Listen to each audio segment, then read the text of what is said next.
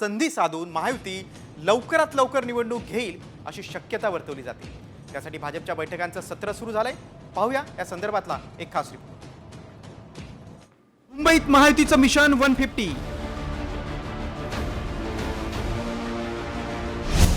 विधानसभेनंतर पुढील target BMC. भाजपचं बैठकांचं सत्र सुरू। विधानसभा निवडणुकीत मोठं यश मिळाल्यानंतर महायुतीच्या नेत्यांना महापालिका निवडणुकांचे वेध लागले।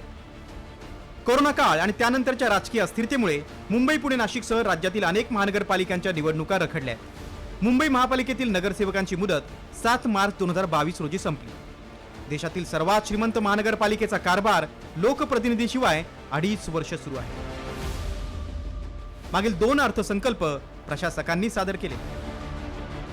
सध्या महायुतीला पोषक वातावरण असल्यानं भाजपनं महापालिका निवडणुकांसाठी रणनीती आखण्यास सुरुवात केली। भाजपकडून बैठकांचं सत्र सुरू झाले। महायुतीला 150 जागा मिळवण्याचं मिशन असल्याचं मुंबई भाजपचे उपाध्यक्ष आणि महापालिकेतील माजी विरोधी पक्षनेते रवी राजा यांनी स्पष्ट केलं। भाजपच्या माजी नगरसेवकांची विविध कामं जास्तीत जास्त मुंबईकरांपर्यंत पोहोचवण्यासाठीही प्रयत्न केले जाणार आहेत। त्यासाठीही नियोजन सुरू आहे।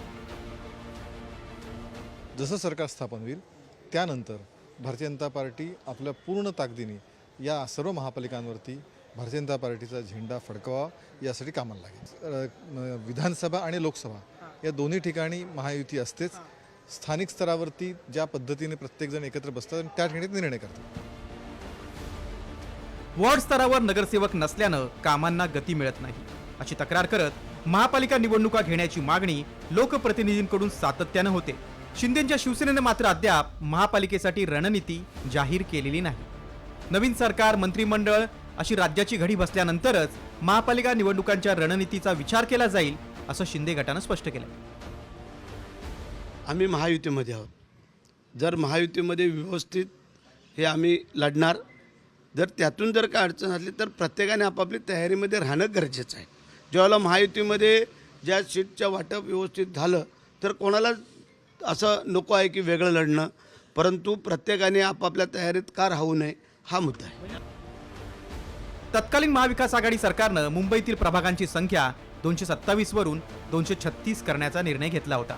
उच्च न्यायालयानं मात्र 227 प्रभाग संख्या कायम ठेवली। सुमारे 60,000 कोटींचा अर्थसंकल्प असलेली बीएमसी ताब्यात घेण्यासाठी भाजप सज्ज झालाय। गेल्या अनेक वर्षांपासून शिवसेनेचे म्हणजेच ठाकरेंचं वर्चस्व बीएमसीवर राहिलंय। शिवसेनेतल्या बंडानंतर विधानसभेला उद्धव ठाकरेंना अपयशाचा सामना करावा लागला। आता महापालिकेतही ठाकरेंना धोबीपछाड देण्यासाठी शिंदे, फडणवीस सज्ज झालेत। ब्युरो रिपोर्ट, साम टीव्ही।